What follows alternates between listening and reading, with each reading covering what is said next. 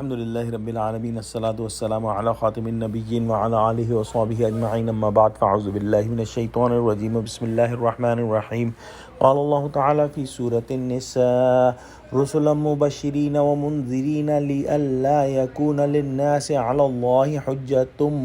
بعد الرسل وكان الله عزيزا حكيما۔ ترجمہ: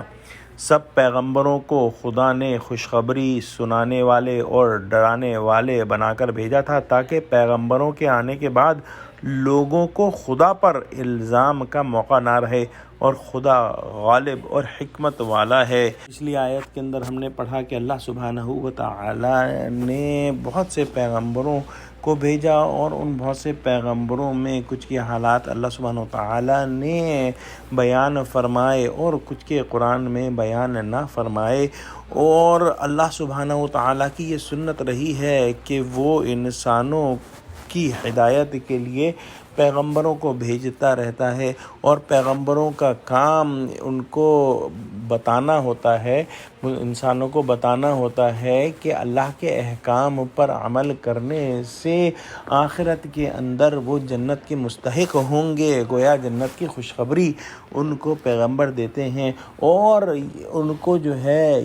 آخرت کے خوف سے، آخرت کے جو عذاب ہے اس سے بھی ڈراتے ہیں کہ اگر انسانوں نے اللہ کے جو احکامات ہیں ان پر عمل نہ کیا تو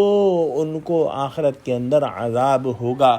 اور یہی کام جو ہے وہ تمام پیغمبروں نے کیا ہے کہ وہ مبشر اور منذر رہے ہیں، اور حضور صلی اللہ علیہ وآلہ وسلم کے لیے بھی اللہ سبحانہ و تعالی نے یہی الفاظ استعمال فرمائے ہیں، اور اللہ سبحانہ و تعالی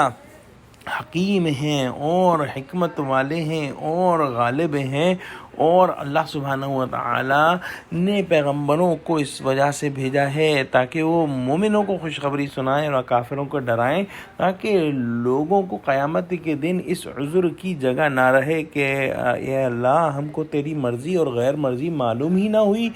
اور اگر ایسا ہوتا کہ ہم کو تیری مرضی اور غیر مرضی معلوم ہوتی تو ہم ضرور اس پر چلتے۔ تو جب اب اللہ سبحانہ و تعالیٰ نے پیغمبروں کو معجزے دے کر، نشانیاں دے کر بھیجا ہے، اور پیغمبروں نے راہ حق بتلا دی ہے، تو اب دین حق کے قبول نہ کرنے میں کسی کا کوئی عذر نہیں سنایا جا سکتا ہے۔ وحی الہیہ ایسی قطعی حجت ہے کہ اس کے روبرو کوئی حجت نہیں چل سکتی، بلکہ سب حجتیں قطع ہو جاتی ہیں، اور یہ اللہ کی حکمت اور تدبیر ہے، اور اگر زبردستی کرے تو کون روک سکتا ہے، مگر اس کو پسند نہیں۔ اللہ سبحانہ و تعالی نے دنیا کو دارالامتحان بنایا ہے۔ اللہ سبحانہ و تعالی نے انسانی دل کے اندر اچھے اور برے کی تمیز رکھ دی ہے، اور ہر انسانی دل جانتا ہے کہ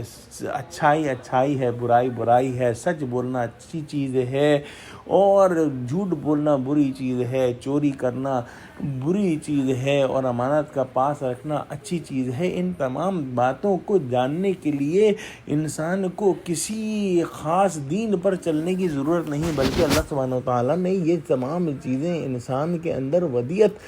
فرما دی ہے، لیکن اپنی حجت کو پورا کرنے کے لیے اس کے علاوہ اللہ سبحانہ و تعالیٰ نے رسولوں کو بھی بھیجا، جنہوں نے بالکل کھلے الفاظ کے اندر اللہ سبحانہ و تعالیٰ کے احکام جو ہے انسانوں کو پہنچا دی، اور اب اگر کوئی ان احکامات پر نہیں چلتا تو اس کے پاس کوئی حجت نہیں کہ قیامت کے دن کہے کہ ہمیں تو اللہ کا پیغام پہنچا ہی نہیں۔ دعا کرتے ہیں کہ اللہ سبحانہ و تعالیٰ ہم کو قرآن کا فہم عطا فرما اور ہماری آنکھیں ابھی کھول دے تاکہ ہم جہنم سے بچنے اور جنت میں جانے کے لیے اپنی بھرپور کوشش کر سکیں۔ آمین۔ وآخر دعوانا الحمدللہ رب العالمین۔ السلام علیکم ورحمۃ اللہ وبرکاتہ۔